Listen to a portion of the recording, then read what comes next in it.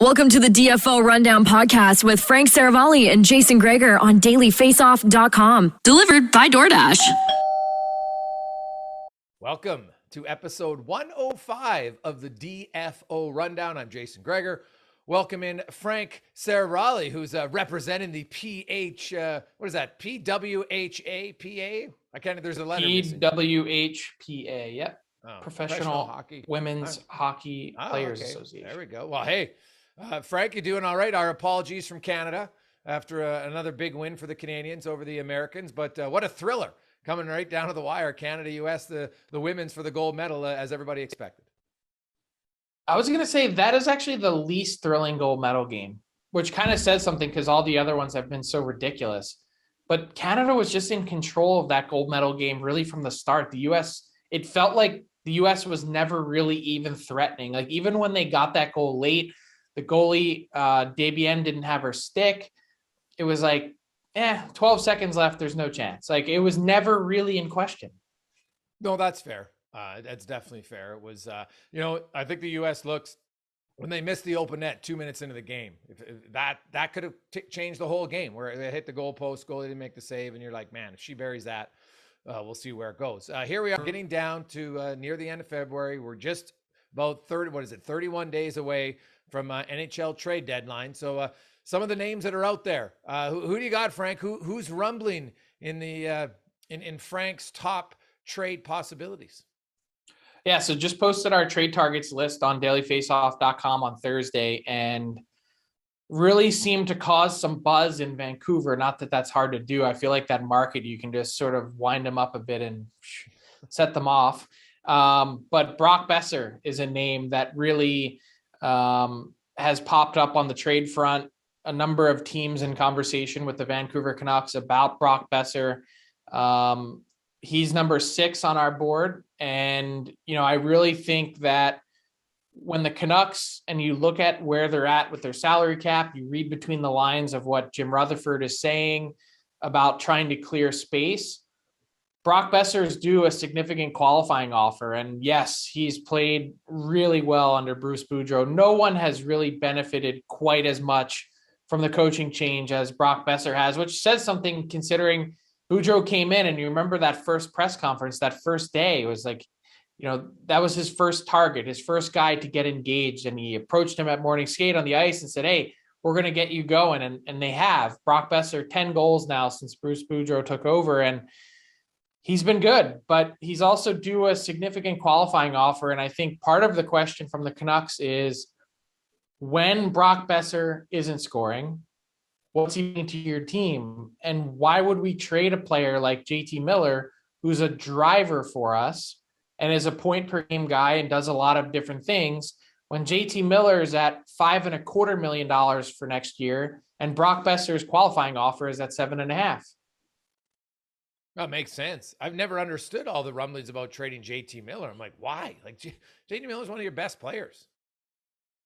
So teams that have inquired about JT Miller, the New York Rangers being one of them.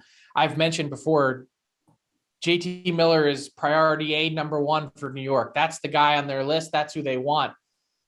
Those teams are beginning to now look at plan B and plan C on their list because I think they've gotten a sense that either Vancouver doesn't know what they want to do with JT Miller or they're non-committal in terms of moving him. And so they're beginning to look in some other directions, which would give you an indication that it's probably more unlikely than likely that Miller's on the move.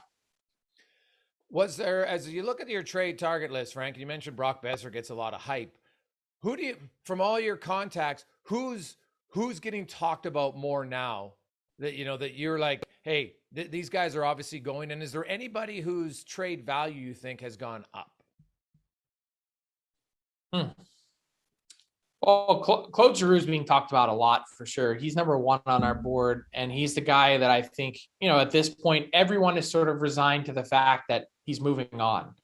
I think the Flyers are, I think Claude Giroux is, and now they're working with his agent and Pat Brisson to find a new home as he has the full no move clause. We talked and spent a long time on Monday's pod, episode 104, about Brandon Hagel. So we know why there's interest there. the goalie front is really interesting. Like, what happens? Vegas has the injury to Robin Lehner. I mentioned the connection to Marc-Andre Fleury this week. Alexander Georgiev's name has been out there. I don't know that there's anyone that I can think of on my list that their name has really rocketed up in terms of their trade value going up. But I think there's been a lot of, I feel like the market has, I don't know if flooded is the right word, but there's a lot of names that are being talked about at one time. The interesting one when I was going through your list, Frank, Ben Chariot, you had him at number 2. And then, there's Jacob Chychrun, John Klingberg, Jeff Petrie, Mark Giordano, lots of defensemen early in the top 10. And as we all know, teams love defensemen. You had Rickard Rakell on the list, but not Tyler's guy, Rickard Rakell. Oh, he loves him. But not Josh Manson, who was injured last night. And I'm talking to guys in Anaheim. They all think for sure the Ducks aren't re-signing him. So where do you come out on Manson? That's not the intel that I have. Okay. I think Manson, look, there's a lot to figure out under Pat Verbeek, and he's still getting his feet wet. He's only about 10 days on the job. And I think he's been working the phones like a madman to try and not just evaluate his team, but also to understand the marketplace, to understand what it would cost to re-sign these guys. I'd be very surprised if Rickard Rakell is re-signed. Yeah. I think Hampus Lindholm has a real chance to go. And I think, just based on early intel that I've gotten, it seems that Josh Manson might be willing to stay for, I don't want to say a hometown discount, but I think he's really interested in staying. And so you mentioned you think Lindholm's going to go? It's possible. I mean, look, there's a lot of work that needs to be done. I personally, I think that the Ducks keep both their defensemen and trade Rickard Rakell.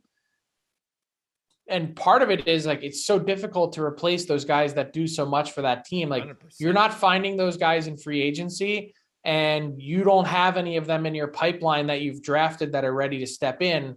So how's your team going to be better next year? Yeah. I watched the Ducks, man. You look at them, they're getting outshot by over 8 shots a game here the last 2.5 months.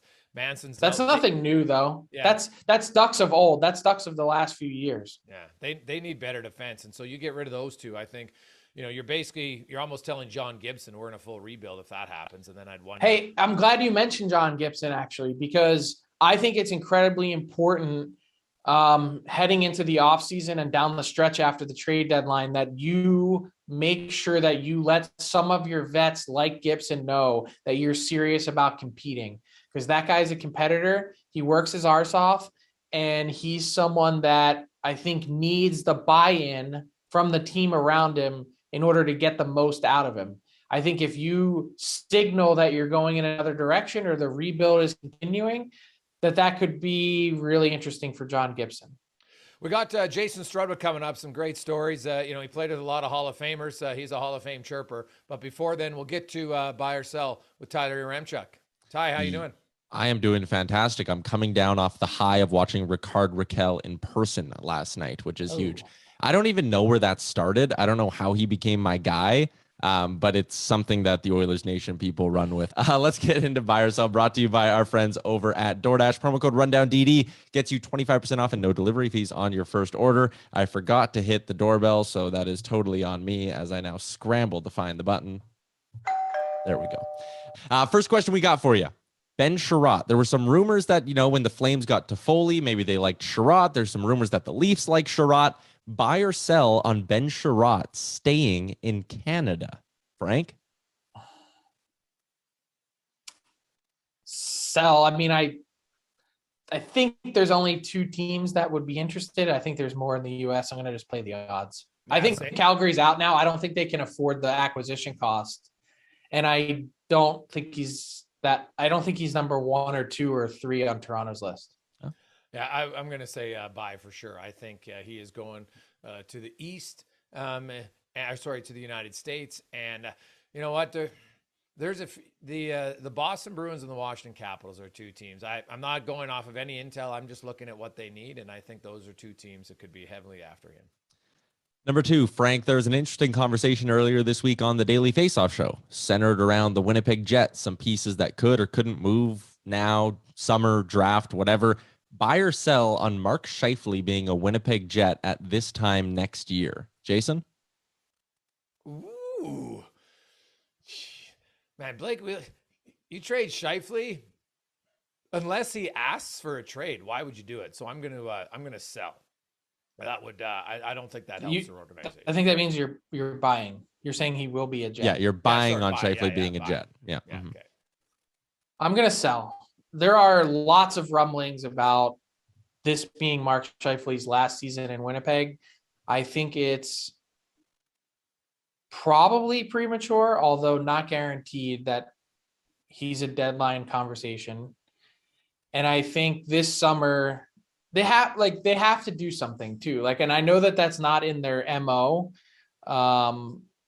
They've built and spent a lot of money on this core. They've had a lot of success. This is a down year. But there's rumblings in a sense that, that situation is coming to a head.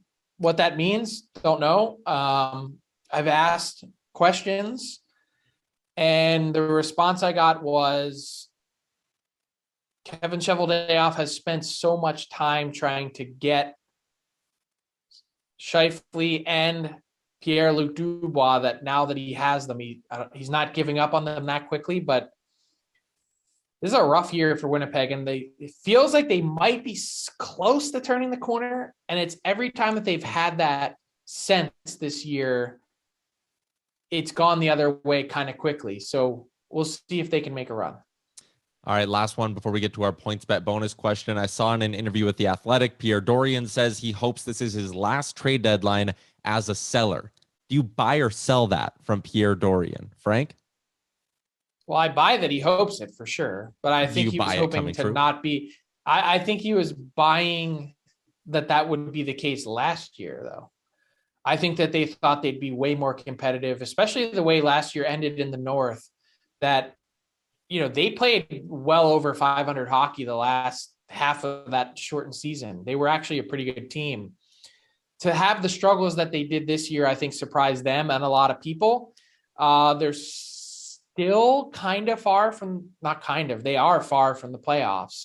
So they've got a lot of work to do. And what was interesting about Pierre Dorion's comments a couple of weeks ago, I believe, to Bruce Garriock was, we're trying to mostly get set for next year's team at this year's deadline, meaning they don't want to be making a ton of acquisitions and bringing in new people. They felt the lack of continuity really hurt them to start this year. So I think they want that to be the case. I just don't know that will be the case, because that's a lot of points to make up. Yeah. Well, it's basically 9 wins right now. They're behind Boston. So that's in, we're only not in 50 games, but so I'm going to sell, and I'm going to preface it by saying I'll be able to tell if they're there or not if they trade Nick Paul.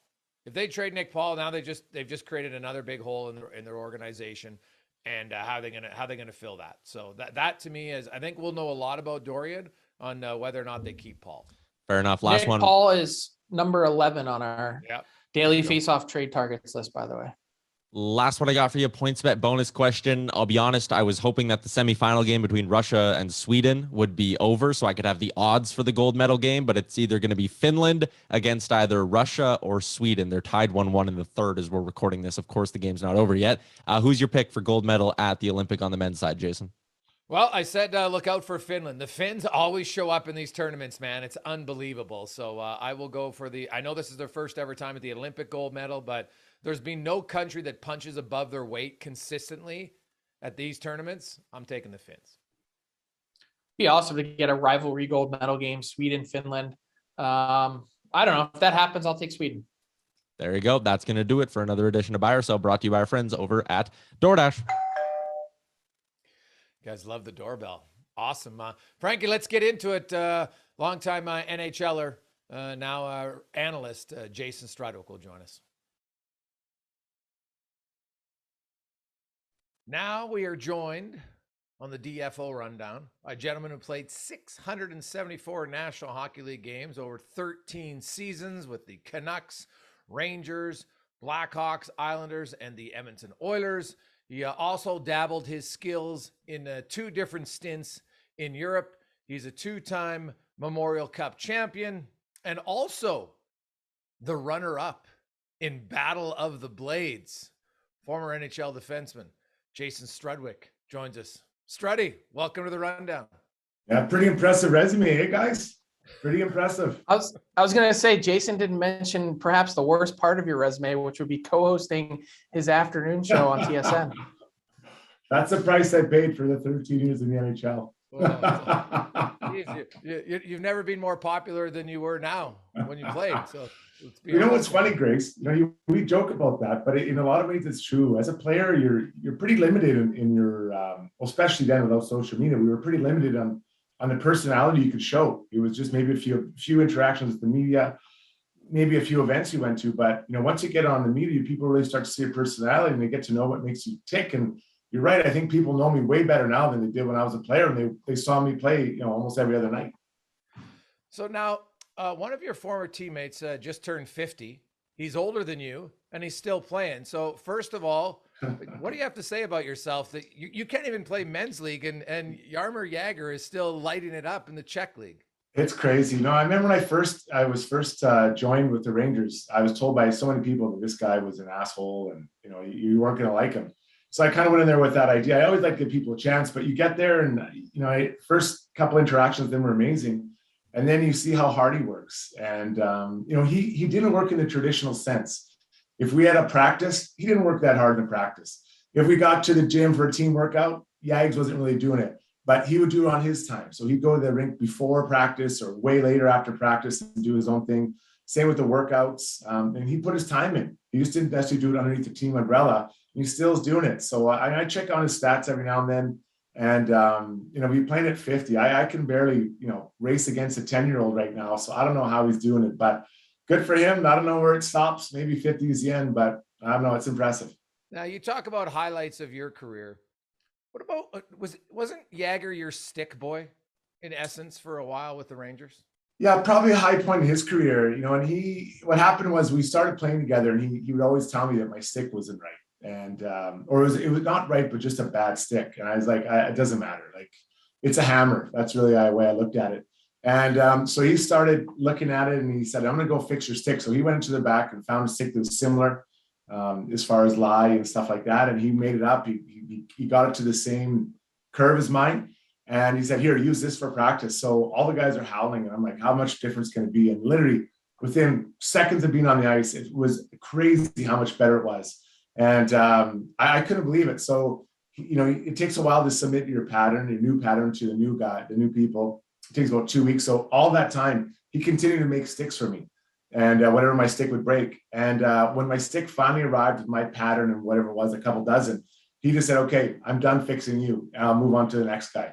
And that's what Yags did. Like, he went around, you know, that year he worked with Michael Roosevelt on his one-timers, Dubinsky on his face-offs, Michael Nylander, and actually passing the puck instead of holding on to it all the time. Like all these types of guys, he just went around the room fixing guys. And I really appreciate that about him. You know, a star that was willing to spend time with you to make you even incrementally better makes the team better.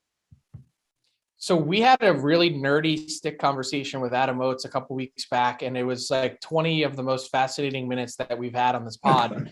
What changes did Yags make to your stick and what did you notice right away?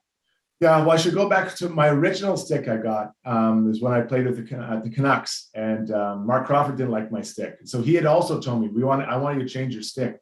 And I was like, yeah, whatever. Like, you know, I wasn't the guy who spent a lot of time on it. So finally one practice, he was mad. And he just takes my sticks and throws it into the stands and goes over and takes Todd Bertuzzi's stick and says, you're using this from now on or you're not playing. So it was a pretty easy decision. So I started using Todd Bertuzzi's stick. So a guy that was a goal scorer, you know, and then I was like a chopping wood defenseman. So maybe not the best marriage of stick and player, but anyways, when Yags got it, a couple of things he did for sure was it was more flex. There was more flex in it. I was at like a high 115 or higher, and he got it down to about a 105. So, you know, it doesn't sound like a lot, but now I pick up my 110, I can't even bend it. So it gives you a little bit more ability to move it. But then also he just made the blade a little bit straighter and not quite such a big curve on it. And it was way easier to handle it. Then overall the stick was lighter. So those three things, it all made a big difference. And it's crazy. Like I'm not a huge stick guy. I think that, if you handle the puck more, it's better. I use the sticks they have now. They're so much easier to handle. Maybe I could have had a better blade, that would have helped me better. But I think at the end of the day, you're limited a little bit by your hands. It's not always a stick. So do you have any funny off the ice Jagr stories? Like, I spent 1 year around him and got to know him pretty well, and his sense of humor is outrageously funny. Yeah, he is a really funny guy.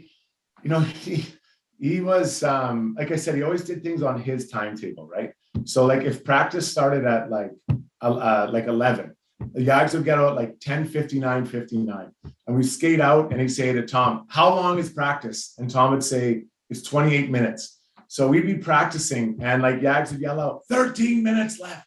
And he'd keep going like, 2 minutes left in practice. Then as soon as it would get to 28, Yags, "Done, Tommy." And he'd call him Tommy. "Tommy, we're done." And he'd skate off the ice. And that was Yags. But the weirdest part was we'd all stay out and practice and do some stuff. And then we'd all go off, and who'd come back out? Yags. He'd come back out, and he'd work on his one-timers or his passing. Like he just did his things on his own time. And, even earlier on in training camp, he and I are getting to know each other. Ben, he comes up to me one day. He's like, "Hey, do you think you want to come back and practice with me tonight at the Rangers facility?" I'm like, "Oh my God, of course." I couldn't believe it. Like Jaromir Jagr's asking me to practice with them. So I had to go pick him up. I had a deal with a car guy, a used car lot. And basically I'd give him tickets once a month, and they just give me whatever car wasn't for sale. So at this time I had like a Ford Focus, I think it was. And it was free. So what am I going to say? So I had to go, I'm on the west side. I go drive over, pick up Yags in the Ford Focus. So he and I are driving out to this nice, beautiful practice rink.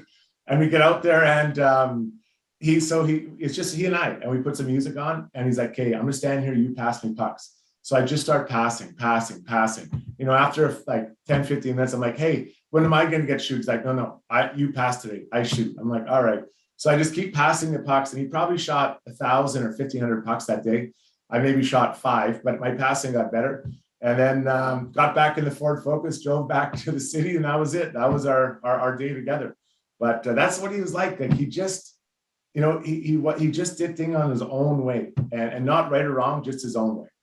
And so he never commented on the Ford Focus? Oh yeah, the guys are giving me a hard time. And like over that year, while I was there for a couple of years, I'd always have this guy, and it was a great deal. Like I didn't want to drive my car from Edmonton all the way to New York.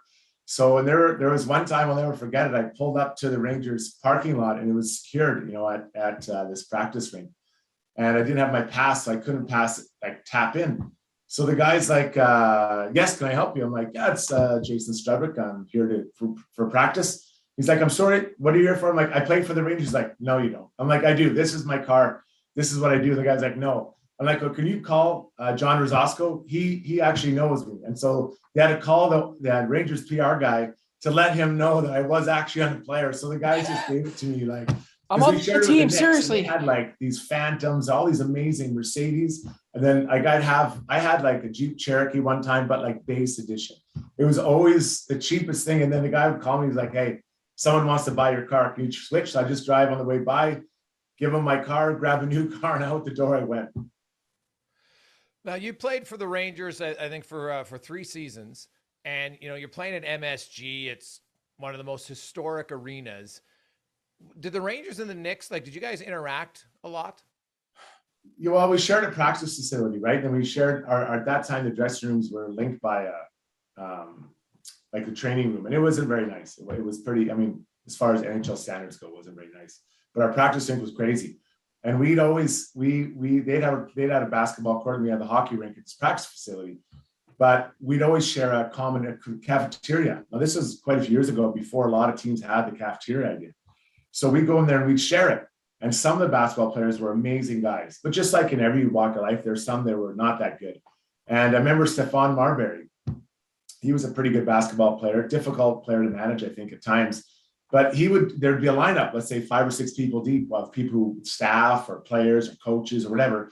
And he would just walk to the front, like every day. And I'd be like, hey, what are you doing, man? And he's like, "Well, what do you mean? What do you mean?" I'm like, "The back of the line's over there." And he'd get so mad all the time. But I'm like, I'm not taking this guy's shit. So he was a big guy, but I was decent sized too. And and about 2 or 3 times he and I not have it out, but I'm like, fuck, get in the back of the line, man. And so he get in the back line. Then he started coming at different times, but like it was so, yeah. But some of them were like Malik Rose, amazing guy. Like some of the coaches were good guys. Even Isaiah Thomas was a nice guy, but Stephon Marbury was a hard guy to love. My God, even sometimes he'd walk through the kitchen sweaty to get his food on the other side, and I'm like, it's just gross, man. Like we don't need you sweating. I'm not walking here all sweaty, you know. Like it's just gross. But anyways, I don't think he ever really found his home. So there's Stephon Marbury. When you were with the Rangers, you also played with one of the biggest characters in Sean Avery. And, Avery, when he played, Milan Lucic told me how when he played with Brad Marchand, some days he'd kind of be sleepy in the game, and then Marchand would do something or say something, and magically he's in the game, right? Was Avery the same way? Like, was there certain games where it's like a middle of November, non-divisional game, or December, and you're kind of like going through the paces, and then Avery does something, and then the whole team's suddenly in the game? Did he not only ignite the other team's frustration, but possibly your guys too? Well, first off, I've never seen a player get team players off their game more than Sean Avery. He was elite. And the New Jersey Devils were target number 1. I think it all started because he'd call Marty Brodeur Fatso. He's like, I'm going to get Fatso today, guys. You're like, oh my God. And so he'd go in there. Is that all he said to him? Well, no, he said a lot, but I don't think anyone gets like getting called that, especially when you're a professional athlete.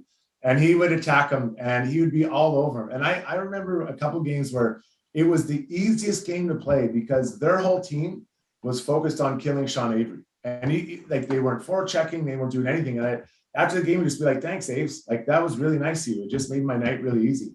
But he was a character. Like, I forget why, but he had to go visit Gary Bevan. He did something. I don't know if he speared someone or whatever. So he decided he was going to wear a tuxedo. And it was like a funky tuxedo. And so he shows up to practice in this outfit that he's going to wear to see Gary Bevan. And like, we're all dying. And it was like it was like a Chip and Dale's tuxedo, right? Like, I think there was short sleeve and a bow tie. Like, it was crazy. But, the guy, he, as far as the teammates go, a lot of people didn't like him. We had a run-in, but honestly, he just did his thing. And that team was full of the guys like that, like, Kasparaitis and Jagr and Marty Straka, like Sean Avery. They all kind of did their own thing, but it all fit. And Brent Shanahan was there, but he helped he was kind of the conductor that kind of kept everybody at least somewhat on the same page. Scott Gomez, he'd always call himself the artist. You can't handcuff an artist. He'd always say to the coach, like, he'd turn over the blue line. He'd be like, Coach, you can't handcuff an artist. Like, just get the puck deep, man. Like, we don't need to hear about this. So, but Sean Avery, he was amazing. Like, the guy, I've never seen anyone turn a game over like that with being irritating. Did he ever fire you up? Did you ever want to kill him? Oh yeah. There was one time I hadn't played for probably 7 games, and I was pretty calm. I knew my role. I understood how it had to be. And, but still, you're proud, you don't want to get your ass not playing. So we're doing some drill, and I'm grumpy this day, and Abe said something to me. So I remember it was a 1-on-1 drill, and I was supposed to go down the other end, but instead I chase Avery down the ice, and I'm like, I'm going to kill you. I'm going to kill you. Now everyone knows what's going on. Tom Rennie's yelling for me to stop, and Aves goes right back to line, and he stands behind Brendan Shanahan. I just look at Shanny, I said, Shanny, or he goes, Struddy goes, this isn't happening. I said, Shanny, get out of the way. I'm going to beat you up. Then I'm going to beat him up. He's like, no problem. And he just got out of the way. And then at that point, everyone jumped in and it was over. But it bothered me that I let Avery get to me. Even to this day, it still bothers because afterwards, Aves and I worked out. He's like, I finally got to you. I finally got to you. I'm like, God, I was so rattled that he got to me because I was proud that he never got to me, but he was a guy that he gets you rattled. What did he say? I don't even remember. Something like, you can't make a play. That's maybe why you're not playing, or something like just minor, but, just having that day, and you just need to take your frustrations out on someone. And, when I played, if I was angry, I would just fight someone, right? To get your anger out. And when you're not playing though, and you're sitting out for long stretches, like there's a stretch with Chicago, I think Ryan Vandenbush and I sat out for 10 games straight, 10. And we were so mad that we would go and we were supposed to work out. We wouldn't work out. And we'd just go and sit in the sauna every period to see how long we could last. And I think one game we made like 2 periods. We were just dying. And we didn't watch the game. No one knew where we were. And but it's probably not the best story to tell kids, but I was so pissed after 10 games. I mean, it's a whole month almost of no games. I mean, what are we doing here at this point?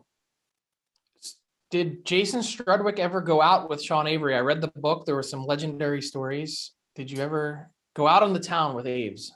Yeah, no, he and I were running a little bit different circles at that time. I think I just got married, and we had some parties, and like he would come in and he'd bring in, these models or whatever dates. I didn't really know that I'm not a real socialite kind of guy, but I remember one time we were in Boston. I think we both just got hurt the game before, and so we go over in Boston, and after practice, we're both getting treated. He was like, "Hey, do you want to come with me for the afternoon?" I'm like, "Oh God, like there's a lot of things I'd rather do." He's like, "I'm gonna go to an art gallery." I'm like, "All right, whatever. I guess we'll go." So I think I had a bad shoulder and he had a bad knee. So we, after practice, all the guys are going for the pregame sleep. We get in this car and we drive out to this, about 20 minutes out to this art gallery. And I got to say, it was a nice, pleasant conversation. And they were talking in this art gallery. He seemed to know what he was talking about. They were looking at different things, and it was pretty interesting. So he decides he's going to buy this painting, and it's a big painting. Like, it was bigger than you could just carry your arms. It was quite wide, probably 4 feet wide. Or whatever. So we order another cab. He and I get in this cab, and we have to put this painting in front of us. In Boston, there's the glass, not much room, so we put it there. We're in that cab for like 2 minutes, and Sean Avery's like, "This guy's screwing us. He's going the wrong way." I'm like, "What? What are you talking about?" He's like, this guy's screwing us. We're going the wrong way. And I'm like, I don't even know where I am. What are you talking about? He's like, "I know this guy's screwing us." So he starts banging on the glass. And we finally get on like a highway. We're driving on this highway. And he's like, "Why are you going the wrong way?" The guy's like, "What are you talking about?" So they start arguing. Now they're swearing at each other. And Avery's calling them all these things. The other guy's calling us. And he's like, "That's it. You're out." So he pulls over on the side of this freeway and kicks us out. And I'm like, "Sorry, Ace." And he's like, "Both of you, get out of here." I'm like, "Oh my God." So we both get out. We're standing on the side of the freeway with this painting that we're trying to carry. So I'm like, "Okay, what are we gonna do now?" He's like, "Don't worry, I'll just call another cab." But other cabs won't pick us up on the side of the highway. They're not allowed to. So we suggest you walk down to the next exit. So it was like a mile down the road. We had to walk down with him with a bad knee, mind his shoulder, trying to hold this painting up to this gas station. We finally call. This cab comes. We get back. We go right back on the road we're going. And he's like, "I guess I'm paying." Like, "You better fucking believe you're paying for it." Like, I was so mad. And so it ruined a perfectly good day, went to the shitter. Because Aves thought he knew we were going to Boston. But that's Avery. Like, he can go from 0 to 10 and 10 to 0 in 2 seconds. So you're playing now. You mentioned Tom Rennie, and I want to get back. I do want to end with a Lundqvist story, but Tom Rennie was a unique coach, Struddy, and what did Rennie? Because you had him in New York and Edmonton, and I remember once you talked about how Rennie was the best coach for you. Why? Yeah, as a player, it's really nice when a coach understands how you tick. And, he and I mean, obviously he had coached my cousin before, Scott Niedermeyer. Then, I think he wished I was a little bit more like him, but he got this version of me. And we got to know each other a little bit, and we'd have some really good chats. And it was really the first coach I was actually friends with. And I think that made a big difference. And I was older and more of a veteran, but he was a friend. Didn't always mean I liked what he did or the way that he handled me, or the team, but we were friends, and still are to this day. So, but he understood, how to make me tick the best. And, he really used me. When there's a night where it was going to be a physical game, I got a lot of ice time or more ice time, or I played, right? Some nights when we played skill teams, I remember going against Detroit, he'd be like, "We don't need you tonight, big guy." I'm like, "No problem." To be honest, I don't really want to play anyways. I don't want to chase these guys around. So, he really understood. And I think he was very honest and direct with me. Some coaches they'd be kind of coy or not really telling you what's going on. And I think as a player, all you want to know is just tell me. Just tell me what you think, what you're thinking. Just be honest. And I might not like it, but at least I'll know where I stand. There were some nights where I hadn't played, where I had a trainer tell me that I wasn't playing. I'm like, why does a trainer tell me, like, where's the coach? Get some balls and walk out here and say, "Hey, you're not playing because you're not playing well, or you're playing because we need a more physical or less physical player." And Tom he was always the one to deliver any news that was good or bad. And I always really liked that about Tom. Yeah, Tom, I have a lot of time for him as a coach and as a player, or Isn't that really what every coach in the NHL should be doing, is trying to figure out exactly what makes each player tick? Like, I feel like there's more than a handful of coaches that are, I guess you could say, still part of the old school, in the sense that there isn't that much communication. You talk to players now and they're like, oh, this guy doesn't say anything. I never hear from this guy. That, like, you see some of the success that some other guys have, a John Cooper or someone that gets to know everyone on his team and understands. It's almost like it's not so much about strategy as it is about playing, I guess, almost like psychologists. Yeah, it's a good point, Frank. And I think it can be difficult because some people just aren't built to build relationships. There are just some people that are unable to build relationships with more than maybe a small handful of people in life. So some coaches aren't able to go in there and have that moment talk with you and just see how you're doing. Like, I had a coach who my parents came into the practice rink and he didn't even acknowledge them. And I'm like, are you kidding me? The next practice you try to shoot a puck at him or whatever, right? Let him know who's what. But it's a crazy thing that I believe you have to at least understand what makes that person tick as a human and as a hockey player. And not everyone's the same. I responded well when people would yell at me. Now, that's not a popular thing now, but when people would challenge me, like Mark Crawford, I'd be on the bench and maybe the game wasn't going the way he wanted. And he'd come down and was like, man, that Jeff Odgers, that guy's strong. And I'm like, what did that guy just say? And I'd get a little bit feisty. And he's like, who's going to let that Jeff Odgers run their show tonight? I'm like, what are you talking about? And I start getting pissed off. And then sure enough, the next shift when Odgers is out there, old Uncle Struddy is hitting ice. And then I would attack him, right? But he knew that I was very prideful and he understood how to use me, right? But even, we'd be playing and there'd be a guy who's being very physical, a D-man, and be like, boy, that Marchman, he can hit everybody. I'm like, what are you talking about? I can hit just like him. And so you kind of did that. Now, other guys didn't like that. They didn't want to be challenged. I didn't mind it. But he understood also how to kind of manipulate me. But I don't think he understands every player, how to, maybe manipulate, strong word, but how to get the best out of you. There's some guys that need hugs. They're it's amazing. They come through all this hockey and they're gritty and they look like they're, warriors, but they need hugs and they need love. They need time to be talked to and coddled. And, some coaches can't give that out. Some coaches and some people aren't programmed for that. So yeah, Frank, what you're talking about makes sense, but, not everyone's programmed that way. You look at Daryl Sutter in Calgary. I don't think he does it the same way as John Cooper, and yet he finds a way to get through to those players. And it's a skill set. It is really, really tough to do. You mentioned Mark Crawford. This year, there's been 7 coaching changes mid-season. I think your first impression with Crawford was mid-season. How is it when a coach comes in and, you guys have been struggling that time in Vancouver, then you turned out to be a pretty good team. But when Crawford came in, how was it? How is it bringing in a coach with no training camp? He just all of a sudden shows up in the room. Hey guys, I'm your new head coach. How's that go? Yeah, it's funny when it happened over the All-Star break, and that year I didn't make the All-Star team, and I was at a bar in Edmonton actually for the All-Star break, and I'm sitting there with a couple of other guys, Marty McSorley and Sean Brown, and I look up on the ticker, and all of a sudden it says, Mike Keenan fired, Mark Crawford hired. I'm like, okay, boys, that's it. Good night. I just laid my money down and I went home. I knew it was time. And I think I actually flew back to Vancouver early to kind of get ready, because the thing is, when a new coach comes in, you don't know where you fall, how things are going to work out for you, right? There's a new coach. He has a new way of doing things. Everyone's fresh. And Mark Crawford didn't know any of us. And when he joined that team, luckily for me, he did kind of like me. He played the hell out of me. But for other guys, it wasn't like that. Coaches can make a quick decision saying, Jason Strudwick, he's not for our team, and he's not going to play you. He's not going to give you a chance, and you look like a bad player, and you're out the door, or you're traded or released or whatever it is. So that first, I felt like that first month, you want to give the best impression. You're on your best behavior. You're on time. You're working out. You're bringing the energy, and then after that, people kind of find their level again, because it's not the excitement of the new coach. And then I think that's when a coach, that transition period, I think that's when a coach can truly find out what he's got. Who's in, who's not in, who can he trust, who can he not trust as they move forward. I think it's about a month. So that's like 10, 12 games. After that, you can kind of figure out who you want to have around. So you had Keenan, who was pretty emotional of a coach. Some would say just border on crazy at times. And then Crawford, who was fiery. How was Crawford with you and your team overall? Because, Vancouver guys had you had Bertuzzi, you had the Naz and Morrison line at that time. How was Crawford received in that room, and how do you think he was for your group? Well, he's coming from winning Stanley Cup. So, we were excited. But he had the reputation of being a hard operator, and he was. I mean, it was his way or his way. There was no other choice.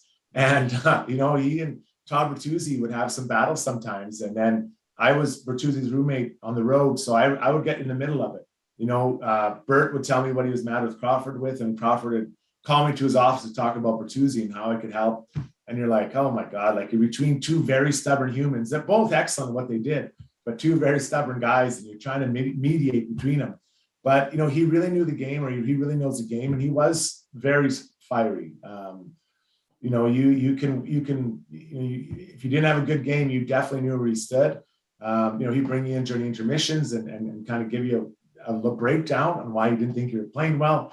And again, I didn't really mind that too much. After a while, you do need a few hugs. But he did a lot of good things with that team, Mark Crawford. And Mike Keenan was different. Mike Keenan wouldn't really talk to you. He had this one tactic that there's a bunch of stalls in the dressing room, and there's some that are better than others.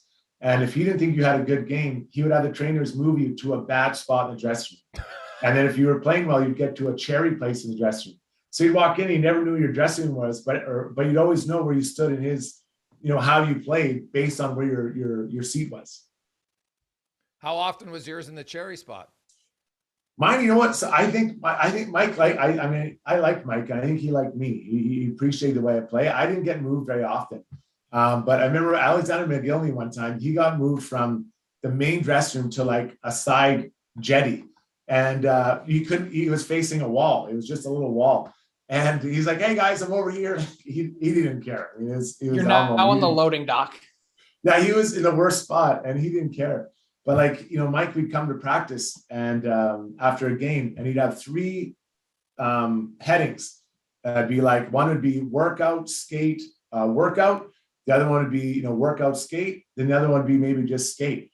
And he would put your name where you had to be. So one morning I walked in and my name was just under skate. So I meant he thought I had a good game. I was so excited, but I didn't want to piss off the older guys. So I did the workout and the skate. But that's how he rolled. Like, you knew exactly what he thought of you at any given moment, based on how he slotted you in the dressing room and or how he had you practice. So he wasn't mad that you basically didn't listen to him and then you did the workout anyway? No, he loved, he didn't mind that. And it was hard. I mean, he loved the workout. He loved the sounds of working out. But the opposite was true. When you won, we'd play East-West 3-on-3 hockey. That was our practice. It's hard. You're coming in as a rookie defenseman. You're expecting to learn all these things from these guys. And, one of your first couple of practices is a 3-on-3 East-West game. You're like, are you kidding me? Like, I don't know. Is that going to help me stop Eric Lindros tomorrow? Like, it was weird. Like, he was really good with veteran teams. I think with younger teams, I wanted to learn. I needed to learn, not just wanted. And Mike, he didn't bring it that time. The other guy, you played with a lot of big names, Struddy. Maybe you were the key. You mentioned Shanahan. Like in New York, you got a lot of personalities, a lot of big guys, Jagr and Lundqvist and Shanahan. Henrik Lundqvist, I think safe to say, maybe the prettiest man who's ever played in the National Hockey League. Like, I think you might have had a crush on him for a few years when you played with him. But there's a story, and I don't remember. You talked about it once, and then somehow we didn't get into it. But Lundqvist, something on a beach that you still laugh. What's your story with Lundqvist on the beach? Is there a bottle? So actually what happened was the bottle. So we he came in the year. So we both arrived in New York at the same time. And I had no idea who he was. Quite honestly, he probably no idea who I was. And we expected Kevin Weeks to be our goalie. And then through training camp, this guy just starts taking off and he's making crazy saves. And next thing you know, his nickname's the King. I'm like, what the hell's going on? So he really improved the time and really asserted himself. But about Weeks said you got to the end of that training camp and everyone, he's like, I thought I was going to be the starter. He's like, there was no chance. Everyone knew at the end of training camp who the guy was. Oh yeah, he was crazy. He was so like he was off the charts. Like he was so good. So anyways, we're like a third of the way through the season and he didn't talk a lot. Like on game days before the game, he didn't like to talk. He kind of did his thing and whatever, and that's fine. So at a TV timeout, I'm sitting on the bench, just sitting there, minding my own business, and I hear someone's like hitting something, and I'm looking around like, what the hell? And it's Henrik. He has his blocker, and he's tapping the top of the bench, and he goes like this. He wants a drink, and he won't talk to me. And I'm like, I just said, buddy, I said, what? And he's like, taps it again and points that he wants the ball. I said, buddy, you don't talk to me like that. I'm not your butler. So the trainer's like, oh. So the trainer reaches down and grabs him the bottle and passes it up. So after the game, I just went over and said, Hanky, you're a really good goalie. You're an amazing guy. But don't ever, ever treat me or any of your teammates like we're your waiter, your butler. And he goes, fair point. And that was it. And we moved on. And funny, Jim Ramsey, the trainer, we talked about later too. And he's like, you need to learn that. Like you don't just order people around, you know, and it wasn't because he thought he was good. For him, it was just about him winning. Like he was just in the zone. And so I didn't take it personally, but I was like, whoa, like, oh, slow down here. Like I'm not your paper boy here. Now, Struddy, when Hank retired, they did this big interview, and they did tons of thing on MSG, and they asked him who was the worst dressed teammate he ever had, and in an instant he throws out Jason Strudwick. How did that go? Well, I think he was a little upset. I think his wife found me quite attractive, right? So I think he was always a little bit biased. I didn't like that. Didn't like that comment. No, you know what? I wasn't a big dresser. That guy spent so much time dressing. I'm like, oh my God. I didn't get it. I still don't get it. I mean, I like t-shirts and jeans, show off the guns a little bit, but yeah, I don't know why he was a really good dresser. And there's two guys I played with. I walked into a room where women just like are blown away. Henrik Lundqvist, because he was so pretty. And I'd say that in a nice way. He's very, very put together, attractive, like model. And then Sheldon Surrey. Like I've never seen when either one of those two guys walked into the room, it's like the music stopped and the rest of us were like invisible. And I was lucky. I was already married by then. So I didn't have to fight with not Lynn, those guys to try for competition for the ladies, but those two, I've never seen a room stop when those two guys walk in. They are just two absolute good looking studs. Sheldon Surrey, I'm like kind of surprised. Should I be? No, this guy, I remember we went into a bar in Atlanta, it was out the Oilers. We went into a bar in Atlanta and there was like myself, Ethan Morrill, pretty like two decent looking guys, Dustin Penner. I don't know that he's that good looking, and Sheldon Surrey. And we walked in there and it was like the three of us were not even there. These women just came around and Shelby wasn't even trying. We were just sitting there. All of a sudden they're just surrounding him. And the rest, like I was married, but I'm like, I am alive. I've got a heartbeat here. I'm not the ugliest guy, but they were just, the guy was an absolute magnet and good personality and funny. Like, yeah, I don't know. Those two guys, man. Frank, I've never been in a bar with you. Maybe you'd be the third guy. But yeah, no, definitely those not. two are definitely top two. Yeah. Quickly, Struds, of course, you played defense, and I want to get your thoughts on NHL defensemen right now. Like, you look at Hedman, who dominates how he plays, and then you have Cale Makar, and they dominate in completely different fashions. Right. And they're very different size of players. Can you talk about the contrast of those two? Because I know those are two of your favorite defensemen. Yeah, they are. I mean, Hedman's my favorite defenseman in the NHL, and I try to watch as many games just to watch him. And his raw size, but I think way he moves. Like there's very few D-men his size that can make a breakout pass to the winger and then jump past the winger to get a return pass and now lead the rush. Like it's mind blowing that he does that. The way he walks the line, he isn't flashy. He's very efficient and he's got a bomb. And the way he walks the line on the point is really impressive. It's for a big man, it's crazy. Cale Makar is different. Cale Makar is it's effortless. The way he skates and gets around, he's effortless, and he dominates with his footwork and his skating ability. I mean, the way he gets around the ice, like you think about Kirby Dockler this year, the way he was just kind of looking one way, then quickly turns the other way and tight turn back. That's skating. He sets him up pretty well, but Kirby Dock couldn't predict that coming, that someone could cut back that quick and go to the net and make that move that he did on the goal. And then another guy I really like, those two are two of my favorites. And the third guy would be Adam Fox. And Adam Fox, he's unlike those two, but gets it done. Adam Fox for me is probably the best defenseman at using deception. And what I mean by that is by kind of looking one way or pointing his feet one way, and it gets the player thinking he's going left, and then also he slides it back the other way or moves the other way. And so his skating, although it's good, I don't think it's on the level of Cale Makar. He doesn't have the raw size and power of Hedman, but his deception, the way he moves around the ice, it's elite. Like when I work with young defensemen or kids, I'm like, you want to watch and how to make the game easy, watch Adam Fox. I don't think he sweats through a game. A good skater, not an amazing skater, a good skater, but his deception, the way he uses the puck to lure people in different areas, my God, he's must watch for me, but very subtle. He's not as sexy as Makar or Hedman, but he is very subtle. And I mean, not a surprise he won the Norris Trophy, but I don't know if even a lot of people know why he won it, because the way he plays. Frank, you want to get to rapid fire? Yeah, let's do it. All right, Struddy. We play rapid fire here. The only rule is Sure. you have to answer the question. Okay, sure. No problem. All right. Do you still have the suit from your NHL draft? No, I didn't go to the draft. I was in a birthday suit. I was sleeping when I got the call. So I guess I do have it still. You have a reputation of being quite witty. Of all the teammates you played with, who gave you the best run in chirps? Oh, Sheldon Surrey. He and I would just sit down and just go at it. And the young guys like Cogano and Gagne, they loved it. They're like, go give it to Shelly, because they were scared of him. And I wasn't scared of him, but we just go in there and we just chirp each other. And we played against each other growing up. Like he is really funny, good looking and funny. It's quite a combo, actually.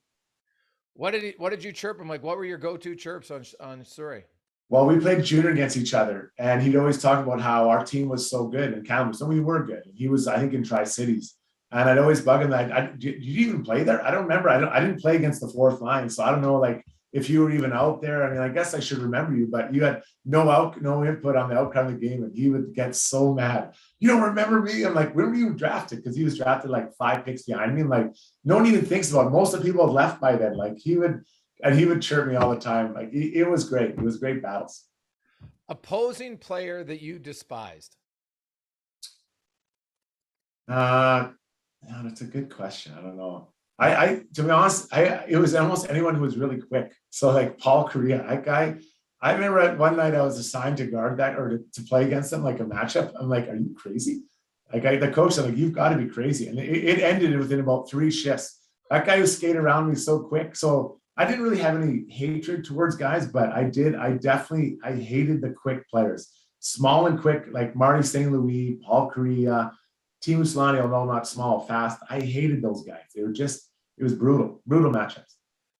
You coach a lot of minor hockey teams. Your son's team now, I think they're 11 years of age, so they're well versed on the internet. Are kids watching your fights, and how do you talk to young kids when they see Coach Strudwick dropping the mitts? Well, the first time that I can always tell when someone's watched some of my videos of fighting, because they come the next day, they look at me like I'm a monster. Like, they're just like, why would you do that? And I'm like, well, calm down. Like, it's a little different. You're not going to be doing that this year to another 10 or 11-year-old. And I try to explain them how it works, but it's a little bit past them, right? They just see me, thrashing up against another guy, trying to kill the guy. And it is a little bit scary for them. But I try to talk to them about the other side and about some of the other things I did. So I'll direct them kindly to maybe a shootout goal I scored or maybe an overtime goal. They can check those out, although there's fewer of those than there are the fights. I was looking up your stats. You played 674 NHL games. 1,061 players have played that many games or more. There's only one player who has fewer goals than your 13. Do you know which defenseman has less goals than you who played 674 plus NHL games? At least there's somebody else. I'm not alone. That's good to know. I don't know. I guess it's not Ken Danico, is it? No, Kenny Danico, buddy. He was a goal scorer. He's well ahead of you. Rod. He played like 1,300 games. Like that's true. He definitely got a few along the way by accident. Rod Scuderi, Struddy. Really? Scuderi had less goals than me. That makes me feel pretty good, actually. Yeah, he had 8. He's a good defender. He had 8 goals. Ken Baumgartner, Jeff Finley, and Jason Strudwick had 13. God, that's quite a group. We should have a party, the 3 of us. That's pretty impressive. Now, speaking of a party, some people might not know this. I don't even know if Frank knows. You were in the Bubblegum Gang band for a brief time as a member of the New York Rangers. Yeah. The other 2 members of your gang were who, and who was the best singer? Yeah, so it was Ryan Hallwig, the little ball of hate, and then Mark Stahl, who was still playing. I don't think he's playing music anymore. But we play that. This is when Rock Band came out, and those two guys loved it. So I'd go and play with them every now and then, try to hang out as an older guy with the younger guys. And I wasn't very good, but then somehow the Rangers found out about it. And they wanted to do a huge production. So we're gonna do it at Ryan Hallwig's thing, and like we did plan it for whatever morning. We went out the night before. We were so hungover. We come walking in, and there's like 20 people doing our makeup and all this stuff. Like, what the hell? So we're singing, and those guys got shy. They didn't want to sing, so I sang. Hallwig did. Stahl didn't want to. He was always a little bit quiet, but we did, and it was fun. And people still talk about that Bubblegum Gang. God, it was bad singing though. Bad. I was in the wrong key most of it. Do you have a T-shirt from your brief time as a musician? Do I have a T-shirt? T-shirt. Oh, T-shirt. No, we didn't. We went shirtless. We have a body like this. You want to show it off? If Jason Strudwick is driving, what are the top 3 songs on his playlist? For sure, something by Frank Sinatra. Maybe something by Ella Fitzgerald, maybe, and then I do like Motley Crue just to kick it up on the way to school with the kids. And who of all of your fights in the NHL were you most nervous when the fight started? Well, it didn't happen in the NHL, but fighting George LaRocque. My whole team was in the minors. Everyone said I could beat him because he beat up everybody. They told me he had a glass jaw. I'm like, you're right, he does have a glass jaw. And that guy got a hold of me and he tossed me around like a rag doll. It was like a candle in the wind. And I couldn't get a hold of him. And he absolutely wailed on me for probably, it felt like a minute until he finally, his hands got too sore and he put me down. And I never fought him again. I think we both understood that he was tougher than me and I didn't want him to hurt his hands. So we just said, no more. We had a lot of good battles, but never fighting. It's an awful feeling when you're going into a fight when at best outcome is a tie. Like that doesn't even make sense when you think about it. Like that's a very, very bad decision. I made many of those, but that is probably my most regretted. God, why did I fight that guy? I'm glad I did, but it wasn't a good decision. And we're going to put this out there. I know it got surpassed earlier this year by Caleb Jones and his partner in Chicago, but for the longest time, Struddy, there was the folklore about the shift.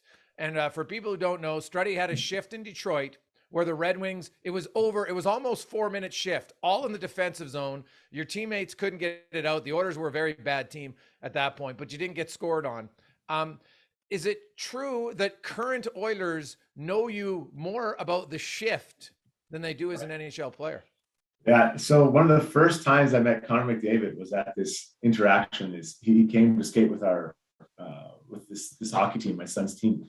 I knew him a little bit to say hi, and he was just young. He comes over, he's like, "Hey, Struddy." I'm like, "Hey, Connor, nice to meet you," and whatever, nice to see you. And he's like, "Hey, buddy, I gotta say, we watched the whole shift. We loved it." Like, it was in like a minute of talking to him. I'm like, "Oh my god."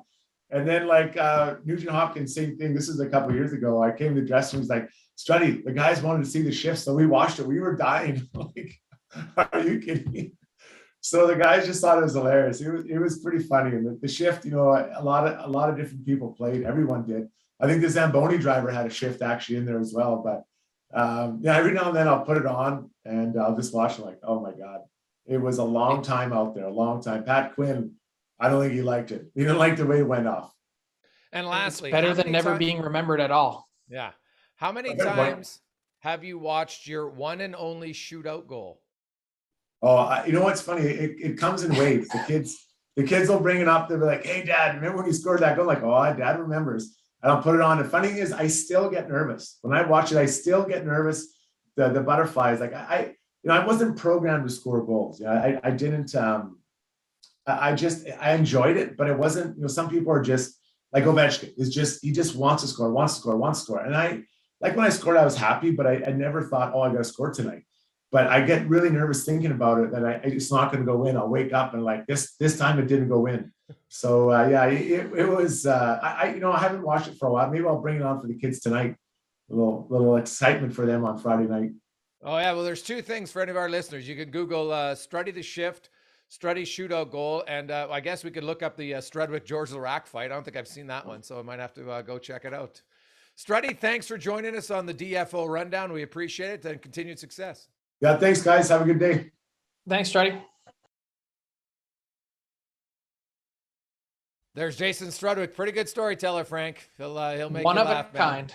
Yeah, he played with a lot of characters over the years. It'll be an interesting weekend, Frank. We come up Monday. Will be exactly 4 weeks to the NHL trade deadline. We'll be having lots to talk about. Lots of teams are on the run, and 2 teams that are red hot all of a sudden meeting up: the Minnesota Wild and the Edmonton Oilers.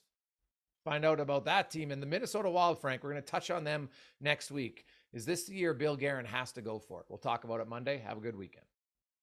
Thanks for listening to the DFO Rundown with Seravalli and Gregor. Keep it locked on dailyfaceoff.com and subscribe wherever you get your podcasts from to never miss an episode. Delivered by DoorDash.